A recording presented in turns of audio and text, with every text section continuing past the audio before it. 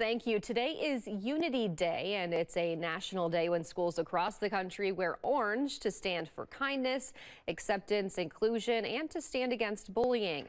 At Creekside Elementary in Sun Prairie, a third grade teacher has taken the message to heart by creating a sharing closet. That's where students can pick up personal care items, warm clothes, snacks, or school supplies whenever they need them. No questions asked. It feels good to know that they can focus on school and not worry about like all of the little things that they shouldn't have to worry about. So if they didn't brush their teeth this morning, like that should be like taken care of.